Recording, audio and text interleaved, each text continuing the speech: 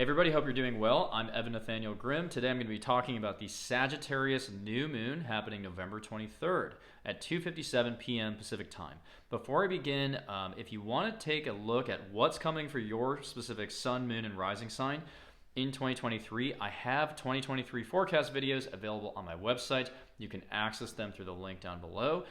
So each video is customized for your sign, and I go through every single new moon and full moon next year, including all the major aspects and how it applies to that sign. So definitely want to check that out.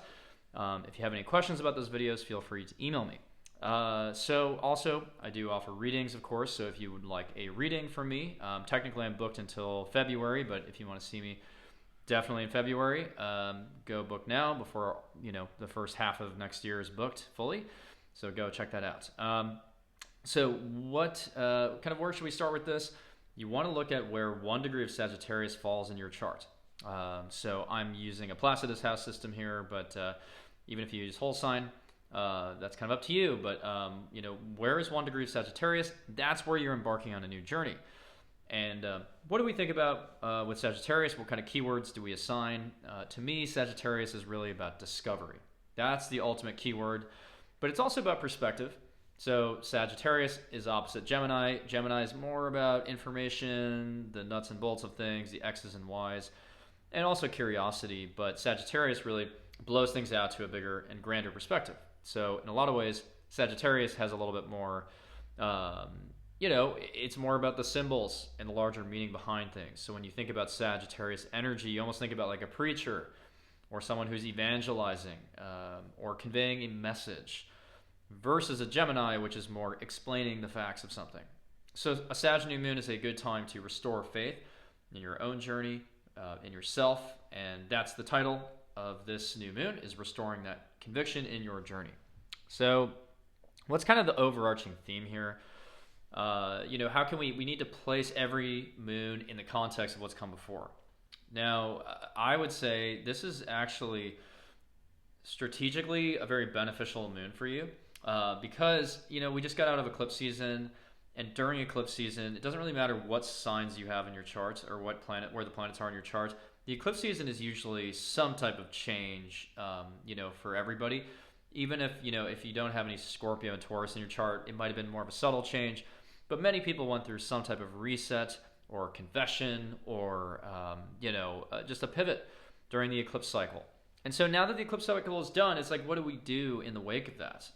Well, we have Sag here. We have a Sag sun and moon and Mercury and Venus during this new moon. Like, this is really a time to reset the table and think big picture. And we'll kind of dig in a little bit further into what other planets are doing, but most of the planets here are in Sag or Pisces. And Sag and Pisces aren't really focused on necessarily the on-the-ground facts. And there's not a lot of earth energy in this chart. So it's a very ungrounded chart, but I kind of feel like we need that right now. And it's because we're trying to take that step back. So you probably made some enormous change during the eclipse cycle. So this new moon is your chance to reevaluate and kind of to reflect. Like, I wouldn't necessarily jump forward with something right away. Even though new moons are new beginnings, with Sag, it's almost like a new perspective entirely. So it's like, okay, maybe on the eclipse you decided, that you maybe wanted a promotion, or you didn't want this job, or you wanted to change your workout routine, or you wanted to move homes or something. I mean, that's all great, of course, but sometimes those are actually incremental changes in the greater scheme of things. So the Sag New Moon is kind of your chance to like widen the aperture of your life and say, like, okay, am I fighting for this promotion kind of meaningless? Is it meaningless, or is it meaningful? Am I just trying to move up in a company or in a job that I don't really want anymore?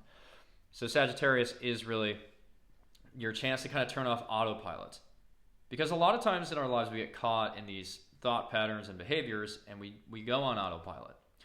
So this is a time to actually take more ownership over our lives after a prolonged period of reflection. So first you have to do the reflecting.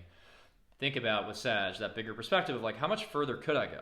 It's like, okay, maybe I could get promoted at this company and that would be great, but like, does it actually suit like my purpose? When we think about Sag and Pisces, we think about purpose. So the key question here is, how can I disassemble the thought patterns and behaviors that have kept my life in a loop, and how can I place more faith in myself? So let's look into that ruler Jupiter. So Jupiter is retrograde in Pisces, which Pisces is another sign in which it's domicile, in ancient astrology. So Jupiter in Pisces is asking us to put faith in something actually also outside of ourselves, but combined with the Sag energy, it's also begging us to think about, again, our lives from that wider aperture. So where do you feel like, originally you were doing enough? Again, trying to go for that next promotion, go for that, that new house, whatever you're like going for. You have to like take that sort of new angle to it and say like, okay, but does this serve like my long-term needs? I know Capricorn's a little bit more about like long-term planning, but I still think Sagittarius is really nice to come out of that Scorpio underworld and say like, okay, like I pulled out and I got rid of the baggage, right? Like the eclipse, we all hopefully got rid of some baggage and some toxicity. So now with Sag, we're actually saying, okay, now that I've actually parted ways with that, toxic side of my life or myself, now let me actually think about the future, because now we're dealing with a lot of fire and Sag and water, of course. So when we think about water and fire, that's very subjective. That's more about like, what do I need, and what kind of adventures do I want to go on? Where can I actually kind of channel this conviction? Where can I put how can I put more faith in myself? In what type of job or career path will help me kind of maintain that conviction? That's really critical right now. So it's really about pulling yourself out of these very like everyday mundane matters, which is what Gemini would prefer, and just thinking about and putting away the rational side for a second of like, what do you really want? Like, what is your ideal future for yourself and for the world? Some people might be thinking more about putting faith in a cause or a mission in terms of changing the dynamics and the experiences of people around you.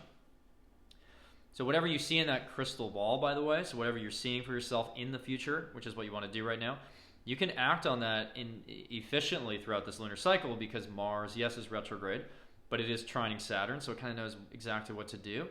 It knows how to be strategic. So, but I can't stress this enough. You have to do the sort of, I would almost call it life mapping, like what is the map of your life? And I think about Sag and Pisces is like kind of this almost like mythological level of storytelling too.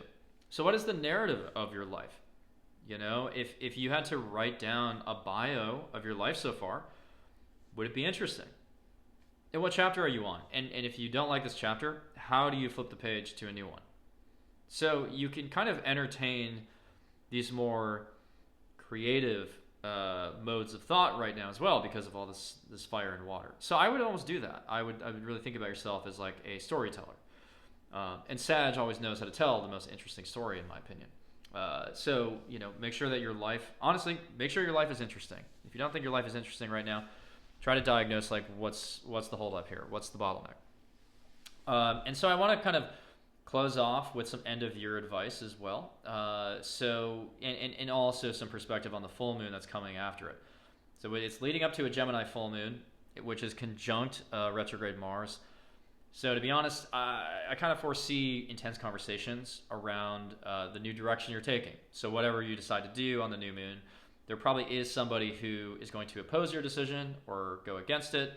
So you have to be firm in your conviction of what's best for you, despite the naysayers. Because Sagittarius seeks freedom. Because in that freedom, there is limitless expansion opportunities. And you think about Jupiter, which rules Sag, that's the gas giant. It's the largest planet, so it's reaching out for more. I would avoid characters, we'll call them, who set you back. And I know that there's something to be said for that, right?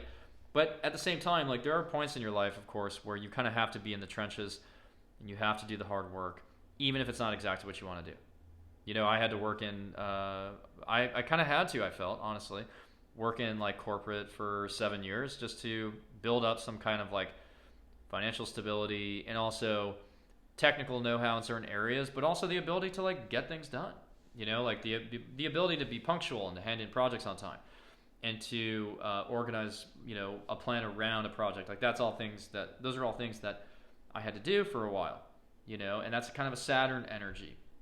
But I have Mercury in Sagittarius, so even in my corporate job, I was trying to broadcast these very interesting messages and tell interesting stories to people, which is why people my managers would always just give me these presentation roles, even if I was working in like data analytics and stuff like that.